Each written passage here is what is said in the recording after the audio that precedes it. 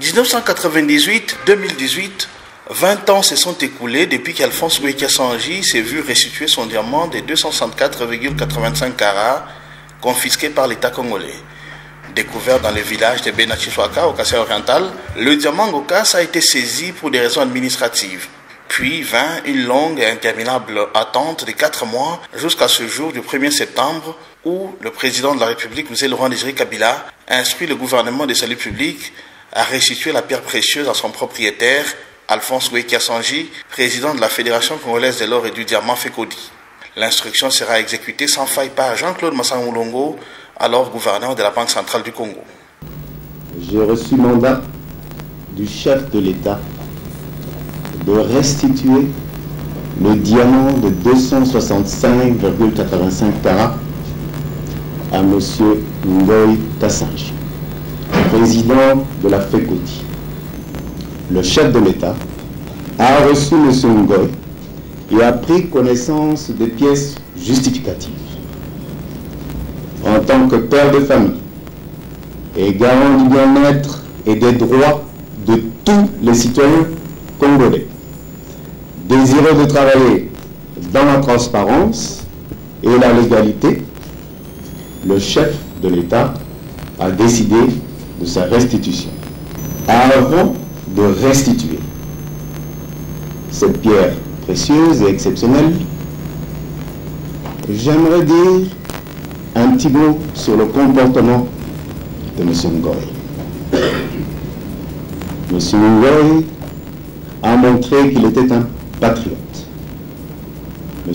Ngoyi est resté calme et s'est soumis à la procédure administrative que j'ai évoquée tout à l'heure.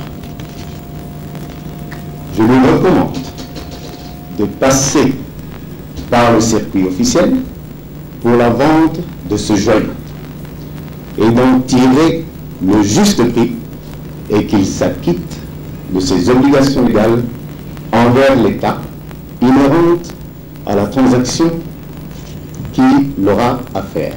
Pour sa part, Bouygues-Kassonji exprime sa reconnaissance au président de la République, Laurent-Désiré Kabila, pour avoir démontré par ce geste son sens élevé du nationalisme envers ses administrés. Ce jour, c'est un grand jour pour moi. Je suis très émotionnel. Je manque des mots pour exprimer les sentiments qui m'animent en ce moment. Le chef de l'État vient de montrer par ce geste son amour, son sens élevé de patriotisme et de nationalisme envers ses fils, pour garantir les biens des personnes.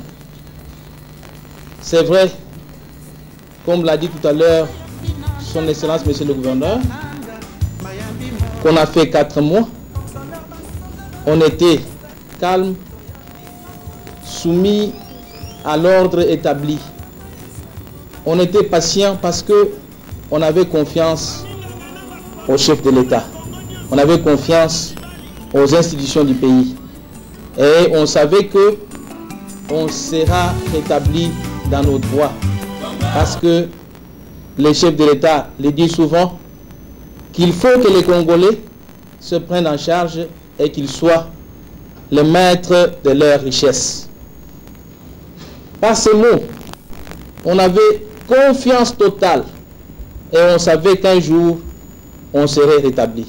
Aujourd'hui, ces choses faites, tous les diamantaires réunis au sein de la FECODI renouvellent leur confiance au chef de l'État, leur attachement au gouvernement de salut public et promettent de collaborer, de respecter les institutions du pays, les circuits officiels de vente et d'exploitation, et ils promettent, nous promettons encore de combattre la fraude en ce moment.